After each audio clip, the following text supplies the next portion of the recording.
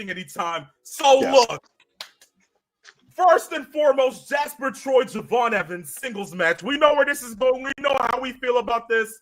As much as I would want to have Javon Evans win this match, I sit there and I look at a guy like Jasper Troy, and I see BMMSM. Yes. Look, beyond it, the kid's a beast. Man got it. You want to go ahead and start off his career the right way? Put him over on Javon Evans. Yes. And you want to know what would be interesting, even though I don't think it's going to happen?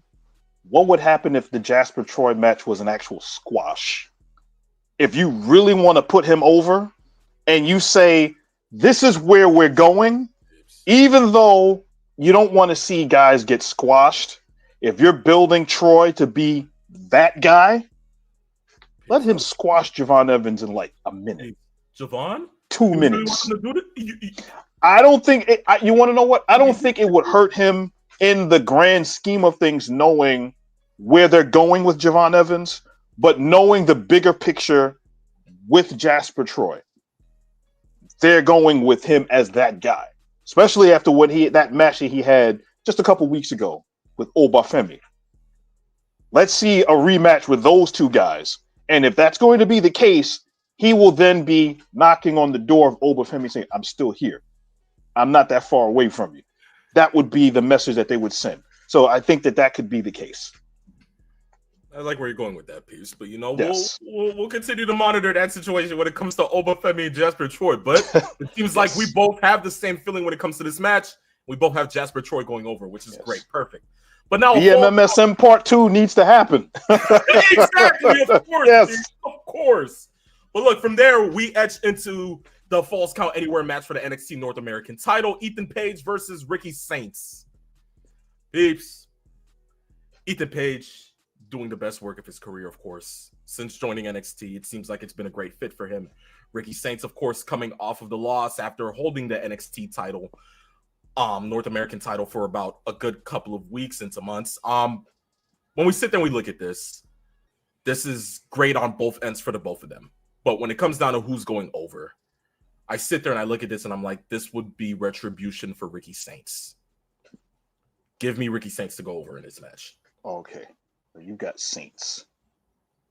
I like that idea based on how they've built it up, knowing that Page has been an insufferable prick as his character has always been. Talk about it. We also have to figure out where we're going with Ricky Saints. Is he staying in NXT for another month or two?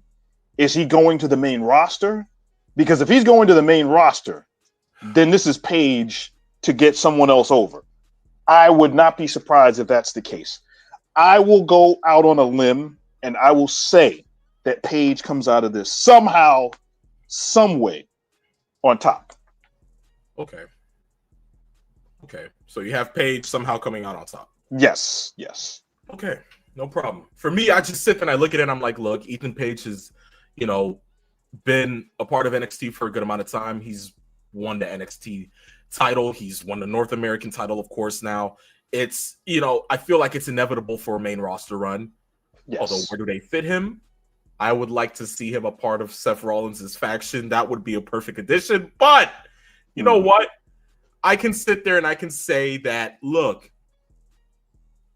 it's time for him to move on. I mean, there's nothing else for the man to do within NXT. Yeah. A highlighted feud with Ricky Saints just to go ahead and kick this off. Ricky needs to retain. I like that idea. Give that to him. Let Ethan go on to, bigger and better things on the main roster. Hopefully, if they book him the right way. And for Ricky Saints to continue to rule on over NXT up until the point that he wins the NXT title and moves on himself. But, like I said, for me, give me Ricky Saints. Of course, they're going with Ethan Page. So it seems like we're both going to be it's going to be a house divided indeed on this. Yes. It's okay. It's okay because it happens. But there you go. From there, the singles match for the women's North American title. Izzy Dane, Sol Ruka. Sol Ruka, listen, peeps, for what it is, that woman can go. Okay? Yes. She is A1 amazing. She reminds me so much of Lyra Valkyria during NXT days, because the way that her maneuvers, her fashion, and her style of wrestling is so much mimicked and so much similar to what they can go ahead and say when they say, oh, women can't wrestle, but she wrestles like a modern day WWE superstar. She wrestles is that she has the character to go ahead and carry through a match. Her storytelling And with it. The scarier thing about this is, imagine where her career would have been if she not lost a year to tearing her ACL. Exactly. Oh boy. But the fact that she's still ahead of, you know, a lot of people, even with the injuries, even with all the obstacles that she's had to overcome. And look at her, North American champion on the women's division. She's beating Izzy Dane. She's retaining. I have no other different feeling about that. Sol Ruca is going to go ahead and retain that title. That's how I feel about it. Yes. The only way that Sol Ruca loses this is if they're going to tease this breakup between her and Zarya. That's what it seems like they've been kind of teasing here and there, where they get their signals crossed, something happens, she loses a match, then they kind of start arguing and bickering a little bit. Tatum Paxley, I think, is the wild card in this, because now that she's part of or associated with the Cullen, we know what they're trying to do with this group. If they do something where Paxley is trying to help Izzy Dane out and it works and costs Sol Ruca the championship match, then they can accelerate that whole breakup with Sol and Zarya, if that's the way that they're going. Do I see that happening at the Great American Bash? I don't know. Sol has had that North American championship for what, about almost 2 months now? Roughly about that long? I don't know if what they're gonna do with her. I would like to go out on a limb, and I'm gonna say that Izzy Dane is gonna probably end up losing this match. But I would not be surprised if Izzy Dane is the winner of this because of what I just mentioned earlier. So I'll go out there and I'll say that Sol wins, but I'm gonna keep in the back of my head this breakup that they look like they're kind of teasing. Got it. Okay, understandable. But look, tag team match: Jordan Grace, Blake Monroe versus Fatal Influence, of course, JC Jane, who is the NXT Women's Champion, and Fallon Henley. Oops. But you go ahead and you sit here and you look at this. Come on now. Okay, are we being for real? Do I have to? Okay. Yes. Peeps, you already penciled me in. I know you already penciled me in. I'm just going to go ahead and flat out say that Jordan Grace and Blake Monroe are winning this match. You can't go ahead and have Blake Monroe in her first real pay-per-view match lose. No, exactly. We're not doing that. This isn't the way to go. So what other better way than to have Blake Monroe win her first pay-per-view match, which is a tag team match alongside Jordan Grace, who is scheduled to be facing JC Jane for the NXT Women's title sooner rather than later. So, I mean, peeps, give me that. Yes. This is not Josh Alexander debuting in AEW and losing his first match. Peeps, that's not what this is. Peeps, be careful. Be careful. Okay? No. Yeah, I've treaded lightly with that. You'll see what I mean. In the sense that you bring in a big star who already was in another promotion that did really, really well. You bring this person in, is like, okay, this guy is going to be a part of the future of this company. And that first match, they lose. That's not going to happen, especially the way that they've been building Blake Monroe. They have the momentum there as a face, getting her over, especially after being choke slammed through a table a couple of weeks ago. They got to get that redemption arc going. And also Jordan Grace is moving towards bigger and better things.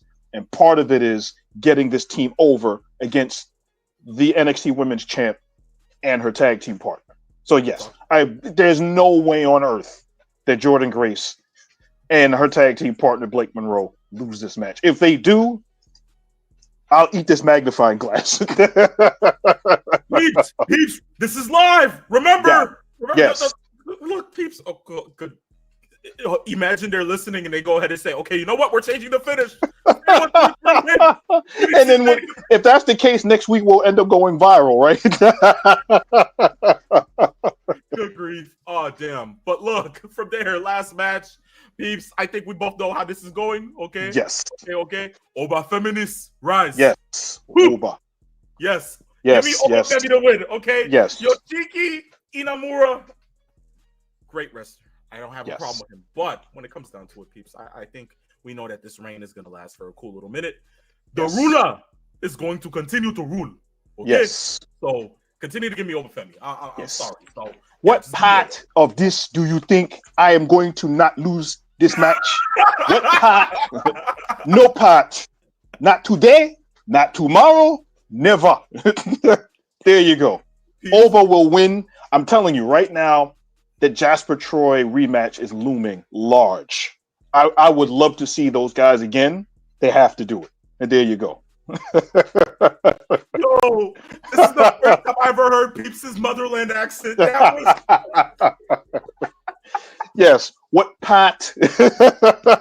Oh, guys, you gotta understand. We've been trying to get Peeps to do this for years. I think my partner just lost it, folks. It's going to be the type of show, guys. Oh, man. Okay, that was one of those. Okay, understandable. Yes. Look, that marks the end of the predictions for Great American Bash. There you go. Guys, remember, this is Saturday afternoon's main event. I had a phenomenal one. Alongside me, of course, is the one, the only, the Peeps Nate. We're here to give you laughs, good times, and I think we got the first two in, and we're going to get the rest of it on the third one on that last tendon. There you go. Oh, man. Okay, guys, but look, we don't stop there because, of course, we have more wrestling for tonight. Yes. And of course, that is in the world of WWE. Still, we have our predictions for Saturday night's main event. Hailing in Atlanta, Georgia at the State Farm Arena. Peeps, look. Yes. This is a stat card as well, although 4 matches, which doesn't really do much, but it's okay. Look, I would prefer that instead of having to watch so much more wrestling. So look, it's okay. I want to end my night swiftly. So look, there you go. 4 matches is all right for me. I don't have a problem with that. But look, of course, we have certain matches that we have to get into. Solo Sikoa, Jimmy Uso, singles match for the United States title. Peeps, when we sat there and watched Night of Champions, you and I both said that Jacob Fatu would have retained. Of course, that wasn't the case. Hikuleo showed up. Oh, I'm sorry, guys. To the WWE fans that want to remain casuals. Tala Tonga. This is, that sounds like a bad dad joke, But hey, I digress. There you go. Tama and Tala Tonga, Tonga Loa, JC Mateo. What the heck are we doing? You know what? I digress. First one of the day. We got two in one shot. You got one, I got one in. To make up for last week, we didn't get one in at all. But hey, Solo Sikoa, Jimmy Uso. We said that Jacob Fox, who would have retained, that wasn't the case. Now we have Solo Sikoa in his first title defense against his older brother. Yes. You can't make this up. Yes. Hey, you know what? I'm gonna go out on a limb here. I didn't go for Solo Sikoa last time. I'm going for Solo Sikoa this time. There's no way this man's gonna have a good little 2-week reign. That's not happening in our book. Especially now that he has his own group that he's calling MFT, My Family Tree. Although I thought it meant something completely different. You know what? To be quite frank with you, I thought it meant My Effing Tongans. But I digress. There you go. Third one. See? Today's one of those shows, guys. But still, like you said, Solo Sikoa for the one. I think we're both going in on the same end here. But the next match, Randy Orton, Drew McIntyre. Of course, this literally came together within the last 2 weeks. Yes. And they've actually done an admirable build for it, considering.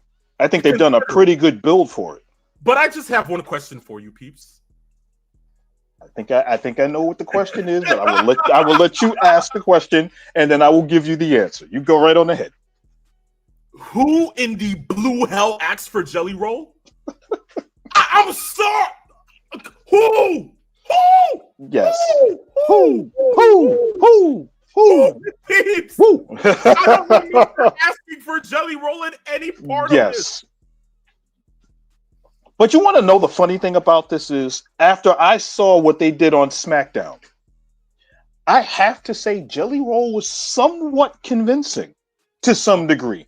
I will admit, even though no one asked for Jelly Roll's participation, he actually looked pretty comfortable in his anger and his facial expressions and what he did. It was actually a pretty interesting concept to add to the match. It wasn't bad. But then I sit there and I listen to Logan Paul's promo, and he's like, I hate that celebrities are coming into what we built. Yes. And I sat there like, Yes. this guy thinks he's a part of the team. I was like, yes. Are you serious? You're going ahead. You're the pot calling the kettle black. How is Yes. There you go. It doesn't make any sense, but hey, we're running with it, right? Yes. There you go. But we all know this is going to set up to Jelly Roll being at SummerSlam. I get it. I understand. Whatever. Cool. But now I'm starting to sit there and think that Drew McIntyre is going to win this match based on those implications. So give me Drew McIntyre. Okay. I actually think that is also because I think Orton doesn't need this win now. We know he's not going to immediately get back into the title picture. So for this to build McIntyre up for the summer, exactly, I think McIntyre needs this win more than Orton does. Exactly. Orton has already main evented a premium live event with John Cena in St. Louis. Exactly. So I think that you can go ahead and say this is going to be the outcome going forward. It works. Now, the celebrity part of it brings in the dynamic of getting the sympathetic eye from the fans after, say, he goes after him as far as Jelly Roll may get physical again. We may see Logan Paul get him involved in this again somehow. So I could actually see that. But in the long run, I think that McIntyre needs this win more than Orton. Absolutely. Absolutely. From there, we have this match. LA Knight, Seth Rollins. There have been rumblings, peeps, that a certain someone's in Atlanta, Georgia today. There have been rumblings that a certain Prilosec OTC guy. See what I did there? Yeah. There you go. Listen, yeah. Get the gas out, right? But hey, Roman Reigns is scheduled to somewhat be a part of SummerSlam. We know that Seth Rollins has been talking a whole lot smack about Roman Reigns. Yes. Peeps, is this the match where we see Roman Reigns influence himself in? Or do we see him later down the line at SummerSlam? Or does this go ahead and happen clean and LA Knight goes ahead and gets this win? For me, I'm above the mindset that, hey, this is one of those instances where these guys need the credibility. They need to rack up these wins because I think they're still not fully getting over with the fans. Well, not all of them. As we can see from this past Monday night, Seth Rollins was about to speak. In comes Braun Breaker to take the mic. And every single person is literally enjoying it. I love that. Kind of gave me flashes to Triple H looking at Batista a certain kind of way, the same way. But hey, there you go. Peeps, when it comes down to it, who needs this more, Seth or LA Knight? I actually think that LA Knight needs the win more, although I don't think LA Knight is going to win. I'm of the mindset that Seth, they're soldiering on with this faction, this group. Although he has that Money in the Bank briefcase, he could lose and not hurt him at all. But I think LA Knight needs to keep that momentum going because, as we've talked about before, he's had this push-pull thing going where he gets into some major matches and feuds and loses almost every match. So he needs to establish some kind of momentum going in. And in this way, he could go ahead and say, well, he beat Seth Rollins. That would line him up for a future title shot at some point. Do I see that happening? No. I think Seth is going to win somehow. And I would not be surprised if the rest of Seth's group is installed somewhere down the road to help interfere in this. It's going to be some shenanigans. It's not going to be clean. But I think Seth is going to win this one. Good. Okay. So I think we both go on to end up saying that Seth is going to win this match. But look, peeps, we've been talking about this for literally weeks. We know what the end result of this last match is. Yes. It's crazy that we're talking about Goldberg's retirement match and this being his real last match. And we both know that he's not, riding off into the sunset with the world title. So, I mean, peeps, look, you can both pencil us in for Walter winning this match. Yes. I'm not going to say anything else. We know what the end result is. Give me Gunther. There you go. And no, there will not be a cash-in, I don't believe. We're not going to see anything like that because the last thing you want is to have Goldberg's final match overshadowed by storyline stuff unless they want to use that as an important bridge to connect everything together. Exactly. But I don't see that happening. I think that this is going to be Walter beating Goldberg walking into the sunset, He's at home in Atlanta. His son is going to be there. I'm pretty sure Goldberg is going to have a lot of his family members there, and we'll see that point. Absolutely. I agree here, peeps. I agree. Well, look, from there, that marks the end to the first two predictions. Peeps, as we sit here, we're about to go into break. We're already about to hit the 30-minute mark. Give us the ratings. Okay, I got you. You want ratings? You got them. Here are the ratings. NXT on top of AEW once again. Okay. NXT did almost 700,000. They got 695,000 with a 0.16 in the key demo, whereas AEW did 637,000 and they got the same demo number of 0.16. So AEW redeemed their ratings from the week before where they did a sub 6. They went 597-ish. Okay. This week they've gotten those numbers back up at 637, which showed that they are now looking into All In, and this whole week were the go-home shows for Collision and for Dynamite going into their biggest pay-per-view of the year. Okay, cool. Perfect. Well, look, with that being said, that marks the end to the first half of Same Here, ladies and gentlemen. First 30 minutes down, 30 more minutes to go, with about an hour and a half to 2 hours left till we go ahead and get into our wrestling weekend. So look, guys, we're not going to go ahead and waste any time. We're going to go ahead and go into our 30-second break. When we come back, we'll get into our questions for this week. And then, of course, the last two predictions. Of course, WWE Evolution 2 and AEW All In. So stay tuned. Do not go anywhere, ladies and gentlemen, because the second half of Saturday afternoon's main event is coming up next.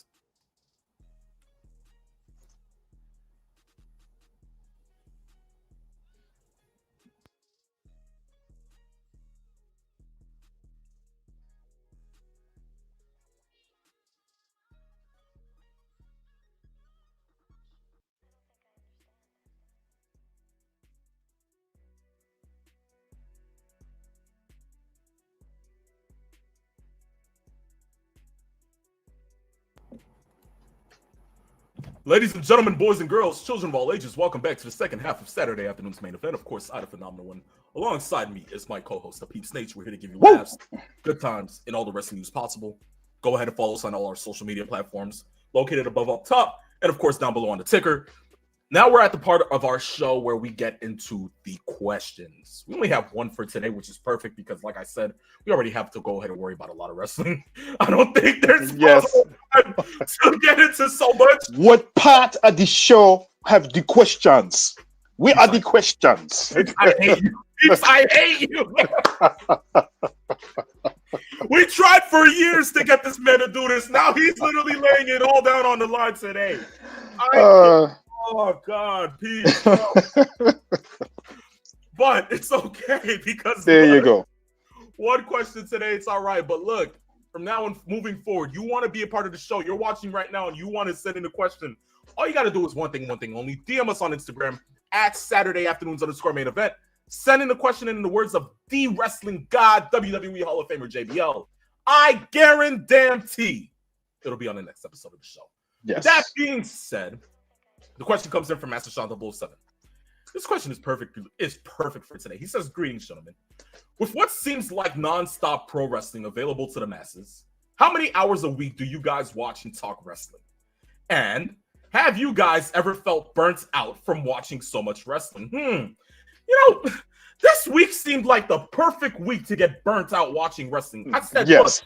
Look, Raw, NXT, Dynamite, Collision, Super Card of Honor, Impact, SmackDown, Great American Bash, All In, Saturday night's main event, and Evolution. And then guess what? It doesn't stop because guess what? We go back into it Monday. Rewind. Get a break for Jack. Yes. Kill me now. But look, I think, peeps, to answer the second part of the question, it would be this week, right? Yes.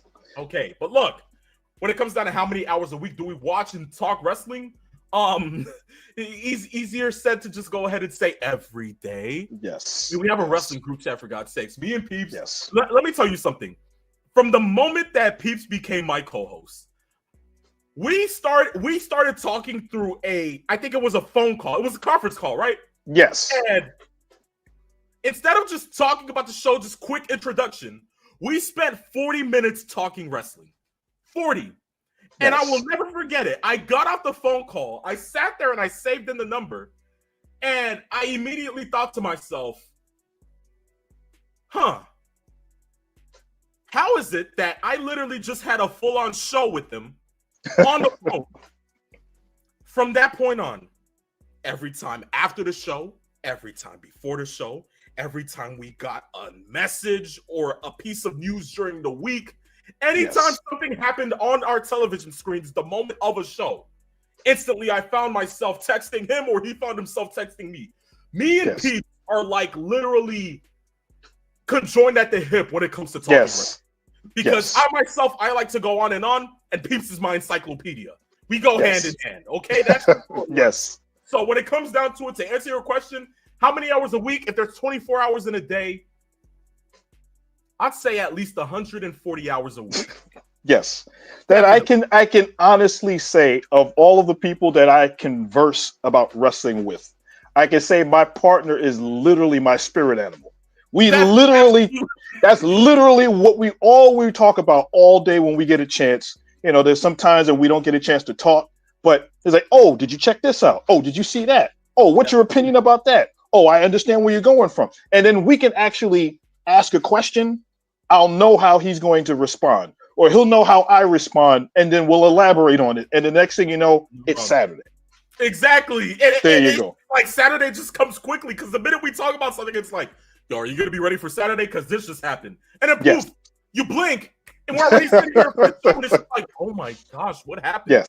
But listen, this is what co-hosts are for. This is why I say he's my brother from another mother. He just called me his virtual spirit animal. That's the truth, okay? Literally, there you go. It's the God's honest truth. But look, 140 hours a week, if not more. And listen, I know for a fact he's going to Dave & Buster's. He's going to enjoy himself his iced teas. I'm gonna go ahead and enjoy myself my beers today, and we're gonna be talking wrestling up until the point that it hits midnight tonight. Yes. If not, if it hits 1 a.m. But look, I digress. That's number 3. This pen is getting a workout today after last week being on. Actually, that's number 4. I stand corrected. Look at that. Yeah. Look at that. I know the pen's just screaming like superstar Billy Graham. Mercy. There you go. But with that being said, that was the only question. Master Sean 007, thank you for that. Like I said, guys, you want to go ahead and keep up with that. You want to be able to go ahead and be on the show and send in your questions so that way it can be featured on the show during the halfway mark. One thing and one thing only. DM us at Saturday afternoon _ main event. Send it in. It'll be on the next episode of the show. With that being said, peeps, we get into our next set of predictions. Yes. Of course, WWE Evolution 2, hailing from, of course, the State Farm Arena once more in Atlanta, Georgia. Peeps, before round 2 fight, before we get into the show, right? Yes. And the predictions, I have one thing to say. Yes. Okay? WWE has done a piss poor job of booking Evolution this year. Yes, they have. From what we thought it would have been when they booked the first Evolution, I thought for a fact that with this women's division, with the women that we have all respectively within Raw, SmackDown, and NXT, and knowing that they partner with TNA, I myself thought that, oh my gosh, we are in for so many dream matches. We are in for this. We are in for that. And then they just completely shat on a plate and handed it to us like, here, chicken salad. When in reality, it's shit. Yes, guys, I cursed on Saturday afternoon's main event television. I don't care. Yes. And the fact that Chris isn't here that you're doing it tells you something. Exactly. Shout out to Chris, who, of course, isn't in today. The man is literally on the move. He's working. He's doing his thing. Yes. We salute you, man. We hope you enjoyed the show when you're watching it.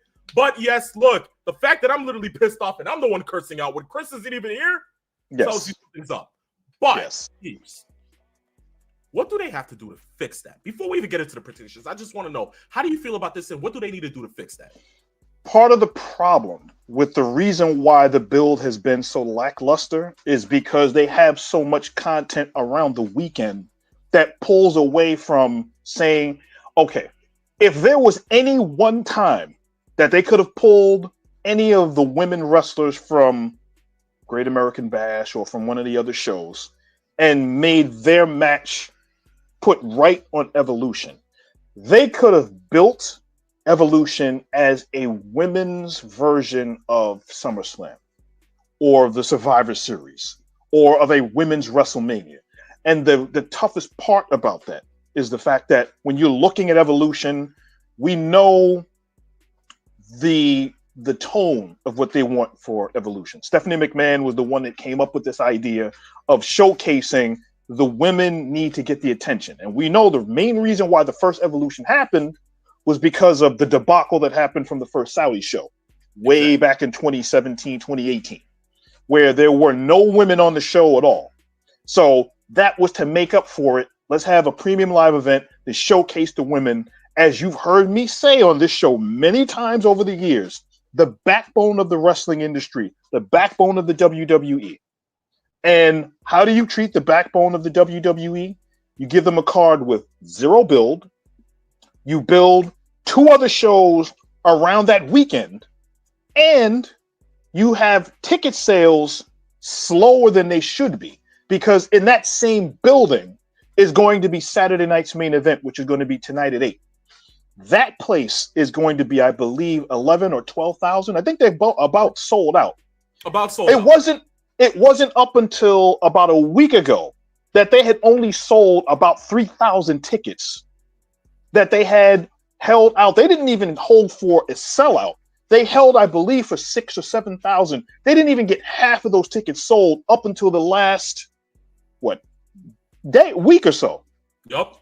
That's part of the problem. They didn't build enough interest. They didn't give it the attention that it needed. And although it is on a Sunday where it has no competition against any other show, they didn't build it to make it feel as special as it's supposed to. That's the problem. With all the WWE's counter programming trying to harm AEW, they harmed Evolution in the long run. How about just harming the whole weekend as a whole? Because if anything, like I said prior to all of this, although there are certain matches that I'm looking forward to out of Evolution, nothing can overshadow All In. Nothing. Nothing. Why would you be that petty to host 3 shows to try to counter program All In? How do you? Why? And as we stated earlier, they're going to do it again during Forbidden Door in London. They're going to counter program with NXT Heatwave on the same day at the same time. That is extremely petty. I hate that. I don't get it. Like, as much as I like certain superstars, Goldberg isn't going to go ahead and oversell Moxley versus Page, although I hate Moxley and I want Adam Page to just win. You can't tell me that I'm sitting here and I'm like, okay, I'm going to enjoy seeing Naomi versus Jade Cargill, which is perfect. But then I sit here and I'm like, what? You're going to tell me that the rest of the Evolution card is going to go ahead and overshadow Tony Storm versus Mercedes Moné? Like, what are we doing here? Like, I want to know. Like, genuinely. Once more, I digress. 5th one of today. There you go. Wow. Here we go. You know what? We got a nickel, folks. We got a nickel. That's 5. Let's see if we can get to a dime by the time this hits 2 o'clock. But there you go. When it goes from here, let's go ahead and get into the card, peeps. JC Jane versus Jordan Grace for the NXT Women's title.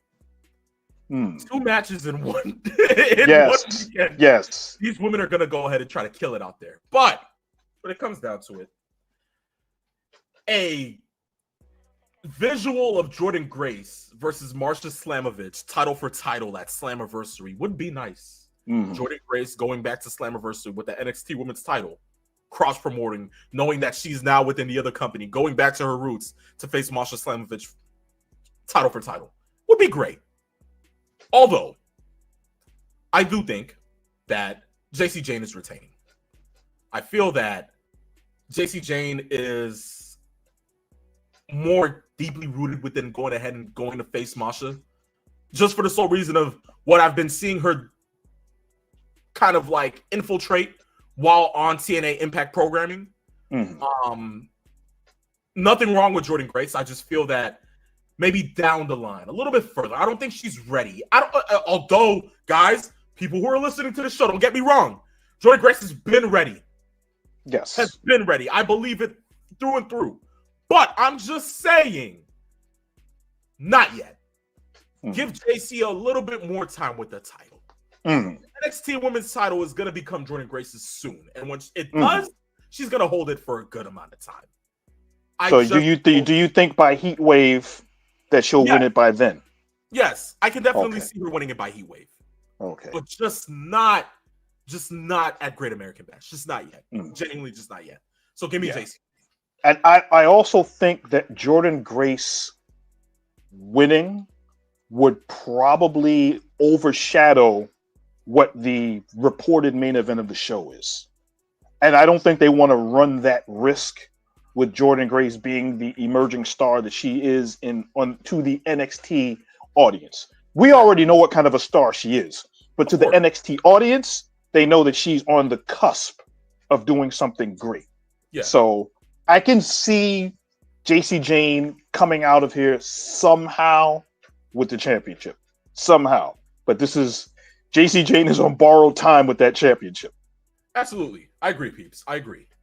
But look, with that being said, we move to the next match, of course, peeps. I'm not going to go ahead and waste no time with this. But look, when it comes down to it, Io Sky, Rhea Ripley. What did Rhea do to deserve a title match? Once more, the booking to some of these matches on the card have just been piss poor. What did Rhea do? Io beat her how many times already? I believe was it 3? 3. Yeah. This is like Katie Taylor versus Amanda Serrano last night. Yo, she lost how many times already? Give it up. How are you telling me Io Sky says, I want to face more tougher competitors, more challenges? Yes. You give her Rhea Ripley again? Are we serious? Give me Io Sky to win this. I can't. I just can't, peeps. I believe that this is going to be the main event of the show. I think that because of I kind of think that's where they're headed. And the reason why I say that it's Rhea Bloody Ripley. I think that they're looking at it from the sense that Evolution, if we think about it, the person that was supposed to really be the star of this premium live event was Liv Morgan. Liv Morgan's injury jumbled the entire card because of the importance of what was supposed to happen. So I would not be surprised based on who they're billing for this, especially from the Monday Night Raw side of things. I would not be shocked if this ends up being the main event of the show. And if that is the case, are they ready to put the belt back on Rhea Ripley now? Or are they going to continue with as far as I'm concerned, the blatant disrespect that Io Sky has gotten since she's won that championship? Okay. I'm wondering how they do it.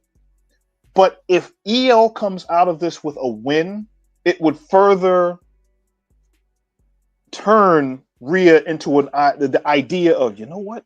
I still can't get it done. Am I underestimating Io Sky? And what are they going to do with that women's championship going forward? Well, that's time to see. Genuinely, like I said, I think Io Sky retains. I just can't see Rhea Ripley going ahead because then it's like, what do you do next with it? Who's next in line? I don't know what they're doing with this division. I genuinely don't, especially when it comes to it on the Raw side. But look, from there, we got the Fatal 4-Way Tag Team match for the women's tag team titles. Peeps, Judgment Day, Charlotte Flair and Alexa Bliss, Sol Ruka and Zarya, and then, of course, the Kabuki Warriors. Peeps, you know who I'm picking. You know who I'm choosing. You go right on the head. You go right on the head. Alexa Bliss, give it to me. Pin it on the paper. We've been talking about this for 2 weeks already. The revitalization of Charlotte Flair has to be studied. Yes. Everybody sees her as a face now, especially after that Players Tribune article. People are gunning for Charlotte Flair to be put on a pedestal. Yes. I love this for her. I love this for the character. I love this for Alexa Bliss, who hasn't been used so much as a priority since her return at the Royal Rumble. Give them the titles and let them run with it. Yeah. Give me Charlotte Flair and Alexa Bliss to win the This has been an arc that has been building for about a month now. Yup. Ever since Charlotte lost her last opportunity when she lost to Tiffany Stratton. We know right now that Charlotte, as we talked about last week, Charlotte's character has been extremely unlikable because of the perception of nepotism from her character. Absolutely. We're not disputing what she does in the ring. That's not where the issue lies. It's the fact that when she came back, the first match that she had was at the Royal Rumble, which she won. And she ended up going into WrestleMania where a lot of people figured there should be an organic build. I texted you this in our text thread that in this, with the Players Tribune article, that has done more to rehab Charlotte Flair's character, not from a Charlotte perspective, from an Ashley Flair perspective. Absolutely. If they're humanizing Charlotte Flair, they've done a great job in that article that she literally let everybody know what she's been through and how much of a really good human being away from the ring she is. Yup. Like I said last week, we wanted to see less of Charlotte and Becky and that belt exchange and more of the Charlotte that graciously smiled when she lost to Rhea Ripley at WrestleMania a couple years ago. That's where I think they're going with that. So if they're building that perspective, then that is the only perspective that needs to be done. I agree. Well, look, from there, of course, that Battle Royal for a World Championship match at Clash in Paris. Peeps, they've been bugging this as, NXT women are going to be in there. You have the Raw and SmackDown women. And then you have, who's going to be in it? Surprise, entrance and things like that. Peeps, I can tell you right now that with a tear in my eye, that this match is my bathroom break match. Unless WWE lights it up. Okay. Zing. If you understand what I mean. If I hear that somehow, some way, Light It Up starts echoing throughout the State Farm Arena, I am seated for this match. If not, they can go to hell. I'm sorry. You know what? No, paraphrase that. Vince McMahon terms, into the fiery depths of hell. There we go. There you go. But, peeps, who do you have winning this Battle Royale? This is the type of match that you normally would have seen on a pre-show, which is unfortunate because there is some talent that is in this battle royal, getting a title shot or whatever they plan on doing. For my own sanity, I'm going to root for Lash Legend and let it ride. That's what I'm going to do. Really? Yes. We're doing that. I like what they've been doing with her, even though she hasn't been winning a lot of matches. But this is the kind of match that you could see as a surprise to push someone and get them elevated. Will it happen? Probably not. But that's my perspective of what I'm thinking. Since you say that, I'm going to go ahead and go with the one person who's been overshadowed for months, if not years. That one woman out of NXT who has captivated us as an audience for a duration amount of time, from her getting tagged into a match and gentlemen's out here going ahead and just hitting the the shoulder dance. Give me the one and only incomparable Jada Parker to win the Battle Royale. If you're out here having a dark horse, then I have a dark horse as well. There you Give go. me Jada to win the Battle Royale. You better say that because she'll be looking for you if you don't pick her. Is that a problem? I'm playing. I'm just that's something Hot Rod would say, right? There you go. There you go. Where's he at? But hey, from there we move to the singles match for the WWE Women's Championship. Tiffany Stratton, Trish Stratus.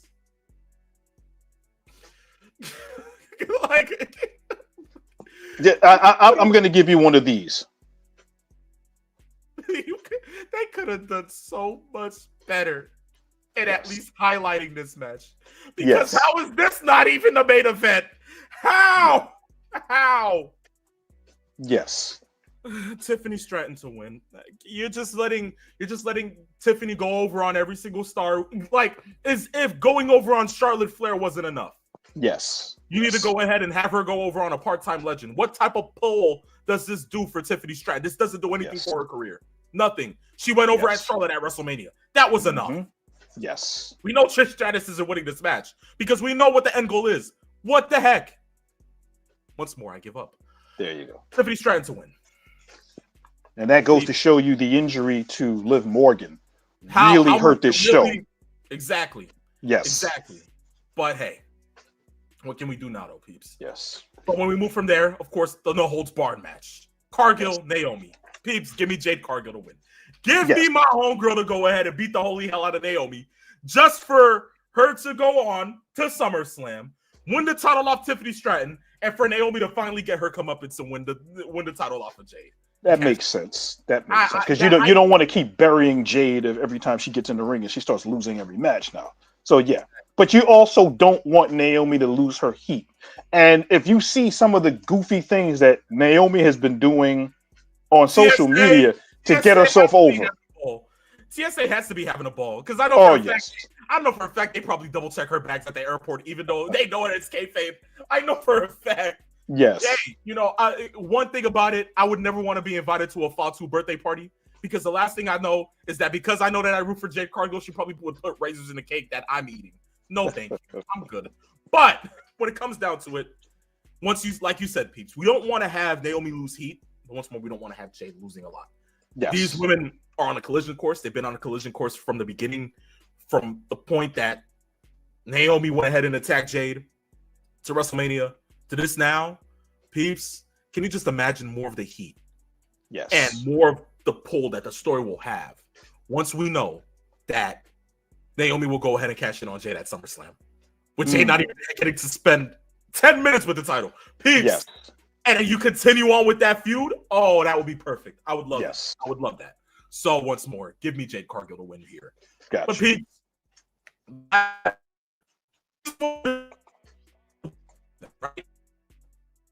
Lynch, Bayley, Lyra Valkyria for the Intercontinental title.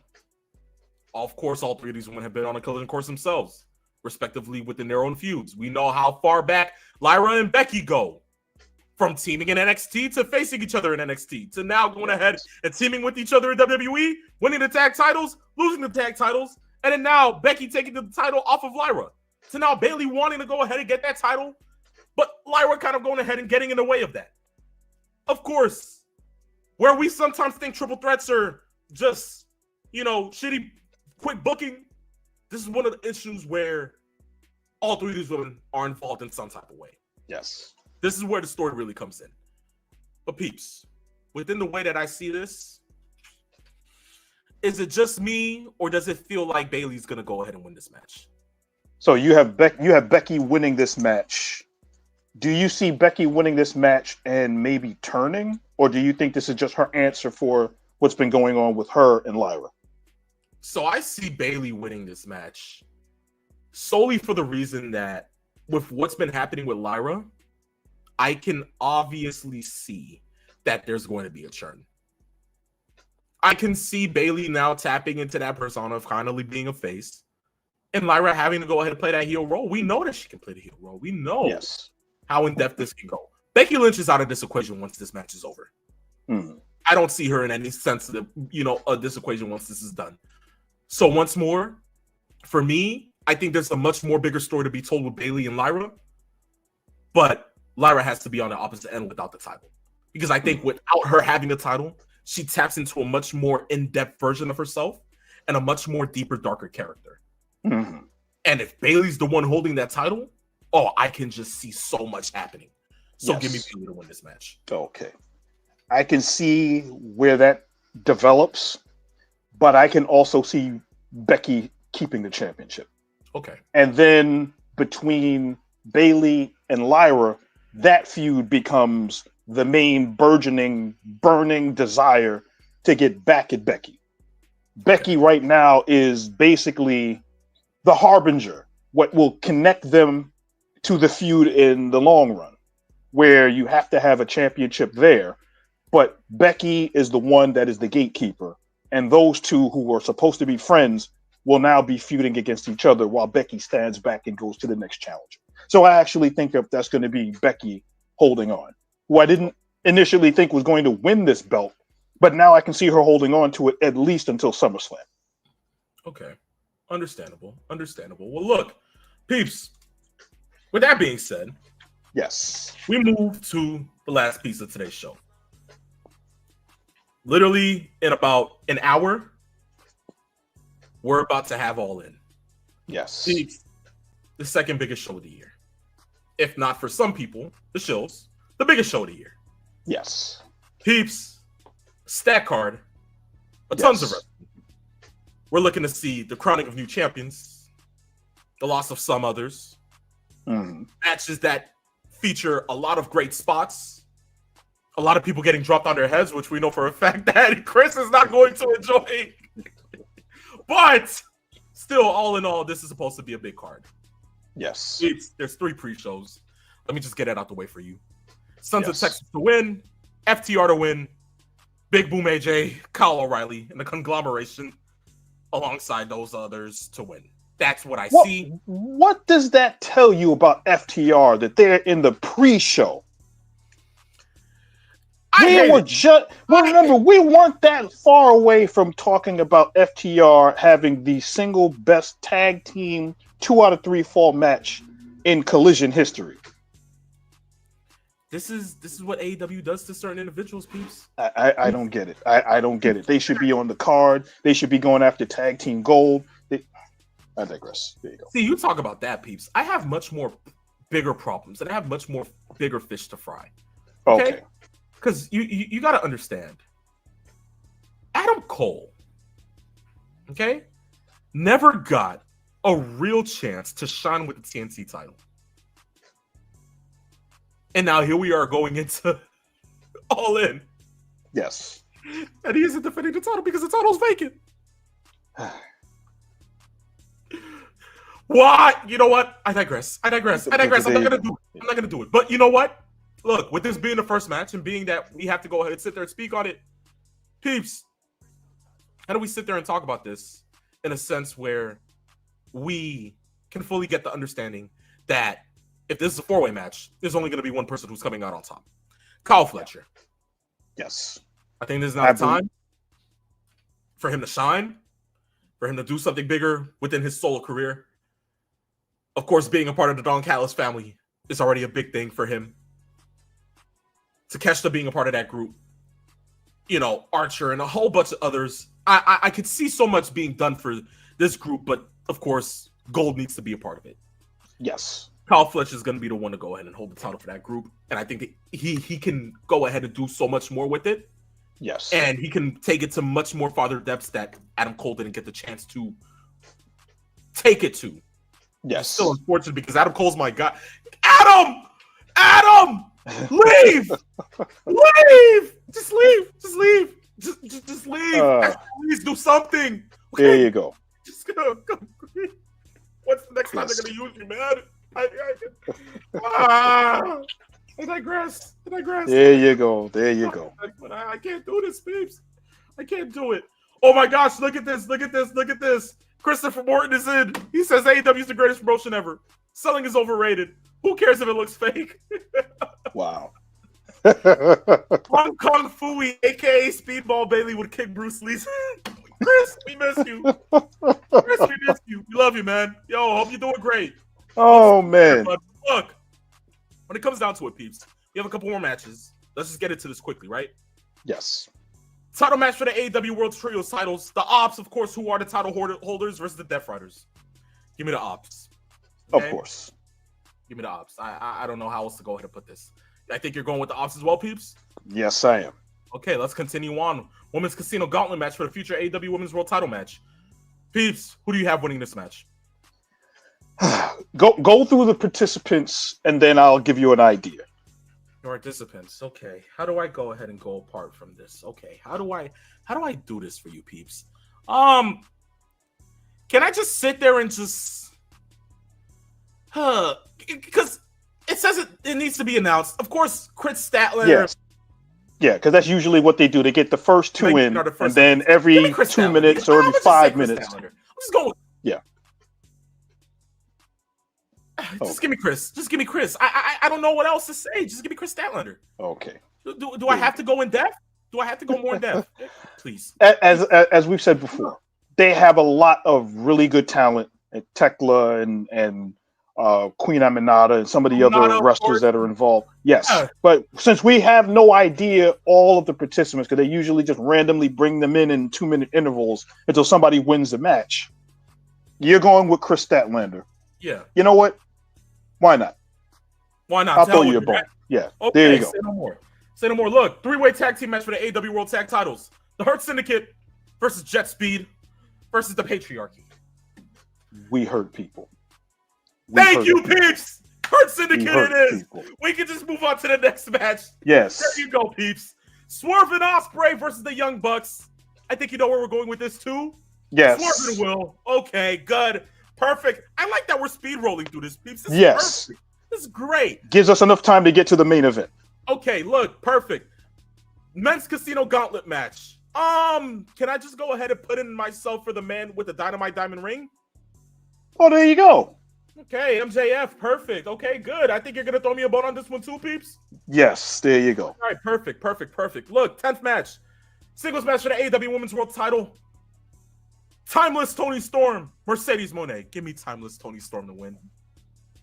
Oh, and a match will forever be timeless. Give me Timeless Storm. So you have Mercedes actually losing this match. He has to. You're really going to tell me Mercedes Hogan is winning this match? I'll put it to you like this, me, brother. Mercedes has not lost a singles match in AEW in the almost 2 years she's been in the company. And that's what I'm saying. The crash out has to begin now. It has to. The crash out has to begin now. The moment of her finally starting to lose everything, so that way she can see where she needs to gain everything back. This is where the story This is where the story begins to trickle. Because it's like, if you're going to continue to win, where does your story arc begin? Where does it end? Give me Toni Storm. Well, we'll split on this because I have a feeling that this is pretty much a coronation for Mercedes Moné. She's still in Austin Aries, Kenny Omega belt collector mode right now. Yeah, but peeps, it's not on Kurt Angle belt collector level. That's true. That's the problem. You're holding all of these titles, but what significance does it hold to every single person who genuinely watches the product? And that is AEW's fault for not making all of those championship wins mean something. Exactly. That's what they needed to do. That is my problem. It's not on Kurt Angle level. It's not on Kenny Omega level either for me. That's why I'm just sitting there like, If you say Austin Aries, I understand it because it is on Austin Aries level. Yes, you're holding all these titles. Yes, these titles hold importance, but you holding them doesn't have any importance. That's just how it is. Yes. Fast forward, peeps, the match that genuinely sold out All In. Okay, if we're being for real. Okay. Yes, Okada, Kenny Omega, unification match, peeps. Oh my gosh, I was sitting here watching Wrestle Kingdom 11 leading up to this match every single day of the week. Peeps, where this match will be great. It'll be amazing. Yes. Kenny Omega. Yes. Kenny Omega to win. I'm sorry. I am going to enjoy this match. For a lot of people that doubt Omega and Okada, both wrestlers have slowed down for obvious reasons. Indeed. But they also have this chemistry that they have between the two of them. When they know when to slow it down, to dial it back, and when to turn the pace back up. Exactly. Knowing those kinds of things happen only to opponents that have great chemistry in the ring with each other, this should be the match that everybody is going to be talking about on this card. I cannot wait for this match. Absolutely, peeps. Absolutely. Yes. I'm about the mindset that I think the same way right now. Yes. But look, peeps, with that being said, last match. Of course, like I said, coronation, Texas Death Match, Hangman Adam Page to win this match. If it is Jon Moxley, AEW, you will be hearing from my peeps Nages, Christopher Morton's, Triple C, Because even though I know he doesn't even watch the product and he doesn't give a rat's ass about the product, I know for a fact you will be hearing from him too, even though he's dimming the lights. You're hearing from our lawyers. There's no there will be riots. There will be riots. And I think how they book this for whatever it is going to come down to Swerve at some point. Because I think that's where they were going when they first started this after Adam Page won the Owen Hart Cup. The thing that has to happen some way, somehow, we know the Death Riders are going to be involved. Texas Death Match, we know what's going to happen. There's going to be shenanigans. There's going to be a lot of people going in and out. But after what they did on Wednesday, of them invoking the Stone Cold Steve Austin destroying a car with another piece of equipment kind of thing, and knowing that the Bucks and their EVP titles are supposed to be on the line, we know that Ospreay and Swerve, if they win, get the EVP titles. Somehow that's going to be partially deciding into how this thing works. And I think that going forward, the only thing that has to happen here is Hangman Adam Page winning the world title from Jon Moxley and taking that belt out of that damn Halliburton and moving on from this storyline. I agree. And without question. It's going to be overbooked. I think we both know along the line. Of course.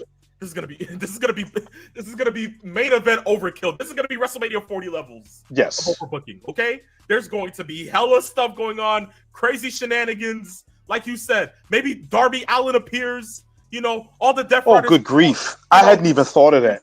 I see so much going on within this match.